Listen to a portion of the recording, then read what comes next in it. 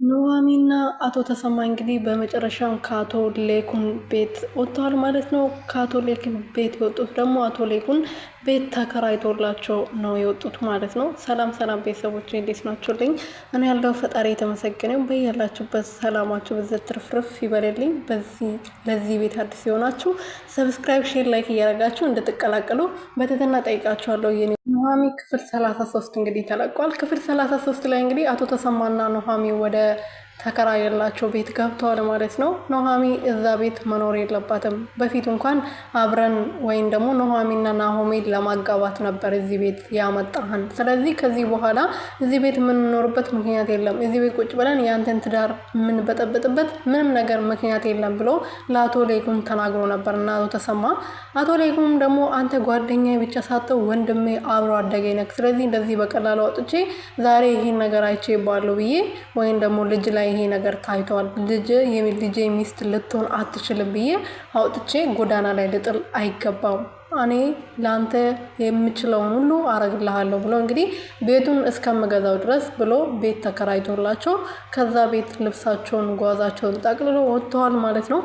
ዳግም እንግዲህ እናቱ ጋር እመጣለሁ ብሎ ከዚህ በፊት ደውሎ ተናግሮ ነበርና እኔ እመጣለሁ፣ ከዚህ በላይ ገጠር መቀመጥ አልፈልግም፣ አንቺ መጥፎ ሰው ነሽ፣ አባቴን ክደሽዋል፣ እኔም ክደሽኝ ነበር፣ ትዳርሽ ለባልሽ ተናግሬ ትዳርሽን እበጠብጣለሁ ስል ብሎ ሲናገርሽ ነበር እኔን ያመሹ እንጂ እኔን ራሱ ክደሽኝ ነበር ብሎ እንግዲህ ዳግም ቤት ድረስ መጥቷል ማለት ነው። ቤት ሲመጣ ደግሞ ኑሃሚን ከዚህ በፊት ልትሞት ስትል ራሷን ልታጠፋ ስትል እሱ ነበር መንገድ ላይ በድንገት አግኝቶ ያዳናት ማለት ነው።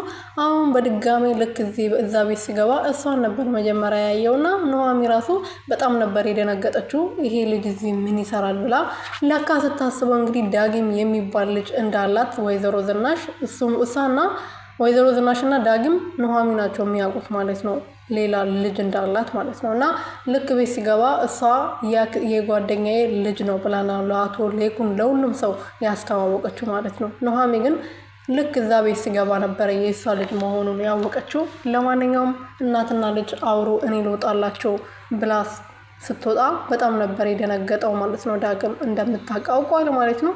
ቤት ውስጥ ዳግም በተደጋጋሚ ስለ ኑሃሚን ስጠይቅ ኤደንንም ስጠይቃት ኤደን እኔ እህቷ ነኝ፣ ግን እኔ ምስኪን ነኝ፣ እህዋ ነኝ፣ እሷ ደግሞ ቀሚስ የለበሰች እስስት ናት ብላ እሷን መጥፎ ለማስባል እርጉዝ ናት፣ ከሹፌሩ አርግዛለች ብላ ነበር ለዳግም ስትናገር የነበረውና ግን ልጅቷ ምን አይነት ቆንጅዬ ነች ብሎ ሲናገር ከዚህ እናንተ ምን ሆናችሁ ነው የዚህ ቤት ወንዶች ወይም ደግሞ እሷን የምታዩ ሁሉ ወንዶች እሷ ብቻ ናት ወይ ሴት መስላችሁ የምትታያችሁ ብላው በጣም ጮባት ነበር ማለት ነው።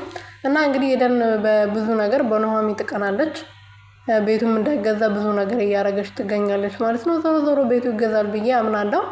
ሀምራን እና ናሆሜ ታርቋል ማለት ነው። ናሆሜ እንግዲህ ሀምራን ራሷን ልታጠፋ ስትል ገደል ላይ ደርሳ እሱ ነበር ያዳናትና ያን አንተ መኖር አልችልም፣ እኔ ልጄን ካንተ ጋር ነው ማሳደግ የምፈልገው፣ ስለዚህ አንተ ደግሞ ማትወደኝና ይቅርታ ማታረግልኝ ከሆነ ልጁንም ራሴንም አጠፋለሁ ብላ ይቅርታ እንዲያደርግላት አስደርጋለች ማለት ነው። አቶ ሌኩንም ጋር ሄዳ እግሩ ስር ተደፍታ ይቅርታ ለመጠየቅ ብትሞክርም አቶ ሌኩን እኔ ከዚህ በኋላ አልታለልልሽም፣ ስለዚህ ለልጅ የምትገባውን እኔ አመጣላታለሁ እንጂ እንዳንቺ ርካሿ ሴት ለልጅ አትገባም፣ ልጅሽን እስከምትወልጂ ለአንቺ ህይወት የሚሆን ነገር እሰጥሻለሁ ብዬሻለሁ፣ ግን ከዚህ በኋላ የልጅ ህይወትም ቤት ውስጥም እንድትገቢ አልፈቅድልሽም ብሏል ማለት ነው።